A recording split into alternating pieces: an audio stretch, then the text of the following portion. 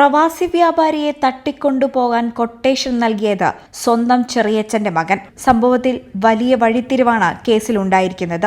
ഇതുമായി ബന്ധപ്പെട്ട് പൂങ്ങോട് വലിയ പീടിയേക്കൽ വീട്ടിൽ സിയാസിനെ പോലീസ് അറസ്റ്റ് ചെയ്തു. കഴിഞ്ഞ ഡിസംബർ 6-ന് തൃത്താല കോഴിക്കാട്ടീരി പാലത്തിന് സമീപം വെച്ച് വണ്ടൂർ സ്വദേശിയായ പ്രവാസി വ്യവസായി മുഹമ്മദ് അലിയെ ഒരു സംഘം തടഞ്ഞു നിർത്തി തോക്കു ചൂണ്ടി ഭീകരാന്തരീക്ഷം സൃഷ്ടിച്ച് കടത്തിക്കൊണ്ടുപോയ കേസിലാണ് പുതിയ വഴിത്തിരിവുണ്ടായിരിക്കുന്നത്. വിശദമായ അന്വേഷണത്തിലാണ് കേസിൽ പ്രധാന പ്രതിയും മുഹമ്മദ് അലിയുടെ ചെറിയച്ഛന്റെ മകനുമായ സിയാസ് പിടിയിലാകുന്നത്. പൂങ്ങോട് വലിയ പീടിയേക്കൽ വീട്ടിൽ സിയാസിനെയാണ് എടവണ്ണയിൽ നിന്ന് പോലീസ് അറസ്റ്റ് ചെയ്തത്. ഇയാളാണ് കൊട്ടേഷൻ നൽകിയത്. കേസിൽ നേരത്തെ പിടിയിലായ 6 പ്രതികളിൽ ഒരാളിൽ നിന്നും കിട്ടിയ വിവരത്തിന്റെ അടിസ്ഥാനത്തിൽ പോലീസ് നടത്തിയ അന്വേഷണത്തിലാണ് പ്രതി സിയാസ് പിടിയിലായത്.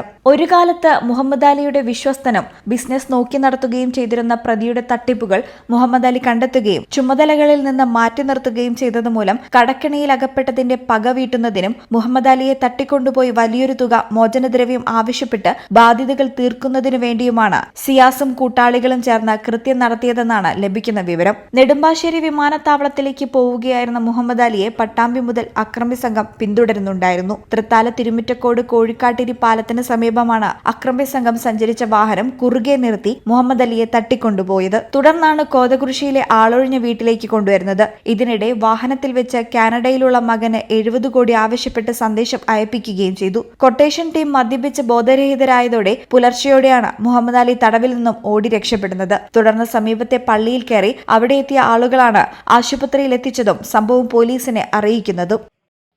ഈ ചാനൽ പട്ടാമ്പി.